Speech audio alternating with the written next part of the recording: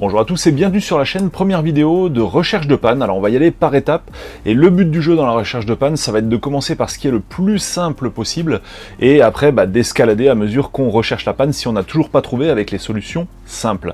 Alors qu'est-ce qu'il y a de simple? On a ici une machine qui fonctionne pas. Elle est arrivée à l'atelier il n'y a pas longtemps. Et donc le but du jeu, ça va être de trouver ce qui ne va pas. A priori, il n'y a pas d'affichage sur l'écran. Je n'ai pas encore vérifié les problèmes qui m'ont été énoncés.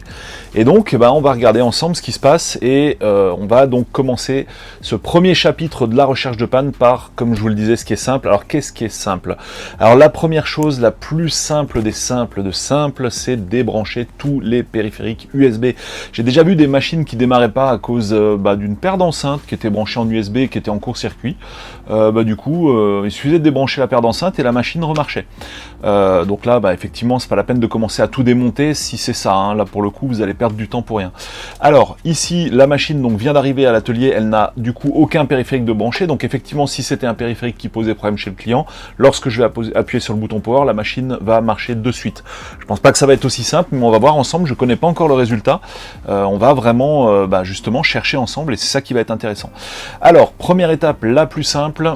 Tout ce qui est connectique USB, vous dégagez absolument tous les accessoires.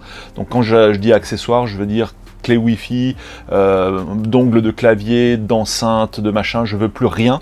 Il faut que la machine soit vraiment complètement nue.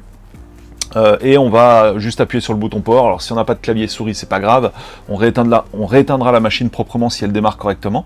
Mais on va commencer déjà comme ça, je ne vais rien faire à part brancher la lime, allumer ici l'alimentation qui était éteinte, et simplement essayer de démarrer la machine, on regarde ce que ça donne ensemble. Alors je vais vous montrer sur l'écran ce que ça donne dans quelques instants. Alors, reste là, je ne vois pas où se trouve... le bouton Power doit être là. Ok, donc là, j'ai juste absolument aucun signe de vie. On va s'assurer qu'il s'agit bien du bouton Power et pas d'une touche de reset ou je ne sais quoi. De toute façon, il n'y a qu'une touche.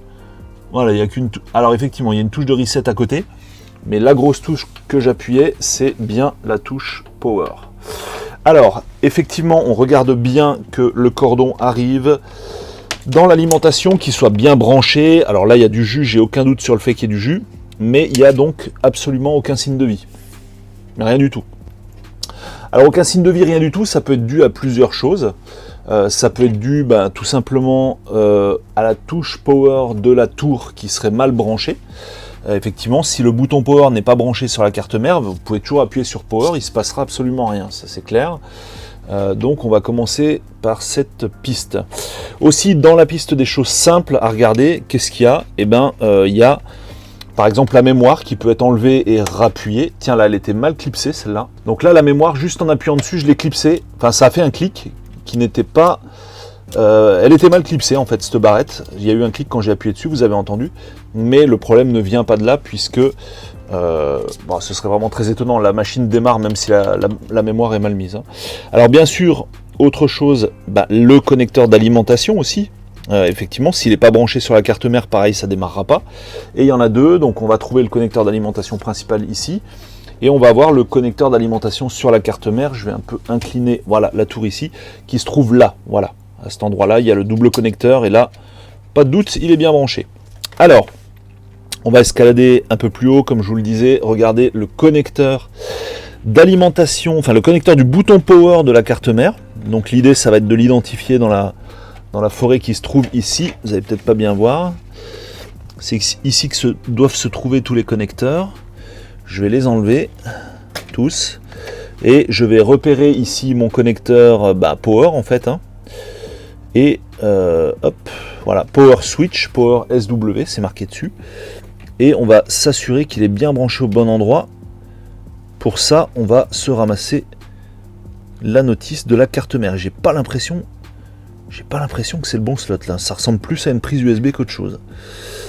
J'ai plus l'impression que les slots c'est JPF normalement. JFP pardon. JFP1 par exemple, j'ai l'impression que c'est plutôt là que ça devait être branché. Donc qu'est-ce que je vais faire là-bas? Je vais regarder la notice de la carte mère. Et puis du coup on va voir si c'est bien à cet endroit-là qu'il fallait brancher les connecteurs de la tour. Et personnellement, j'ai de gros doutes là-dessus. Alors pour ça, c'est simple, hein, on prend les références de la carte mère. Alors des fois, les références sont cachées sous la carte graphique, mais là, en l'occurrence, elles sont en clair ici. Donc une X570-A Pro. Et là, dans le site du support, on va cliquer sur support, tout simplement. Une fois qu'on est sur la page de la carte mère. Et on va aller ramasser le manuel. Allez, on va le prendre en version européenne, tout simplement. Il fait 8 mégas, donc ça doit être ça. Si le fichier est plus petit, s'il fait 1 méga et quelques, c'est que c'est juste le guide de démarrage rapide, donc vous passez à autre chose. Prenez le fichier le plus volumineux là-dedans, en fait, hein, le PDF le plus volumineux. C'est là que vous avez le chance d'avoir le plus d'infos, quoi. Parce que le guide de démarrage rapide ne vous donnera pas grand-chose à vous mettre sous la dent. Alors, je vais directement aller à l'essentiel en tapant JFP1, puisque l'utilisateur n'avait pas raccordé le boîtier dessus. Eh bah oui, il s'est trompé, en fait. L'utilisateur m'avait mis les différents connecteurs qui viennent avec le boîtier. Il me les avait branchés, je pense, dans un port USB. Il s'était planté. Et du coup, ça risquait pas de démarrer. Hein. On avait directement les connecteurs qui étaient dans le port USB. Donc, quand on appuyait sur le fameux bouton switch, enfin le power, power switch, ça risquait pas de démarrer la tour quand c'était branché dans un port USB. Hein. Donc là, je me prends le power switch. Et puis, je vais le brancher, du coup, là où c'est indiqué. Donc, je vous remets ça sur le web. Donc le power switch, il se trouve, vous voyez le petit détrompeur là qui est marqué reserved, enfin réservé quoi. Et le power switch, lui, il vient à l'opposé avec le plus complètement à l'opposé du bouton réservé. Allez, c'est parti, on y va. Hop. Je reprends mon power switch qui est là et on va le mettre. Alors le plus et le moins. Bon, on va quand même respecter. Dans le cas d'un switch, c'est pas forcément capital, on va dire, puisque le switch, c'est juste une fermeture de circuit, quoi. Du coup, que le plus ou le moins soit à un endroit différent ne va pas vous changer votre vie. Mais par contre, pour les LED du boîtier, typiquement, alors là, respectez impérativement la polarité, mais c'est vraiment impératif. Hein. Voilà, maintenant on retrouve le power switch. Donc, est-ce que la machine démarre? Bah ouais, elle démarre. Donc la panne est a priori trouvée. Alors on va voir tout de même si on a quelque chose sur écran. Ça je vais vous le montrer sur une autre caméra, une autre vue. Voilà, vous voyez ici on a un affichage à l'écran, donc le PC est en train de booter. Donc on nous demande d'appuyer sur F1 ou F2, en fait pour l'instant j'ai pas branché de clavier, mais évidemment ça va être la prochaine étape, je vais aller m'en chercher un et voir si la machine va plus loin. Voilà, on se retrouve donc sur l'EFI, ce qui veut dire que la panne a été trouvée et solutionnée. On arrive donc à la fin de cette recherche de panne de niveau 1, donc le premier étage de la fusée, 0 outil. Je vous l'ai martelé pendant toute la vidéo et je vais continuer à la fin. Donc c'est vraiment le degré 0 de la recherche de panne, mais qui est quand même intéressant puisqu'on l'a vu. Ici, c'était simplement une question de connecteur du boîtier sur la carte mère.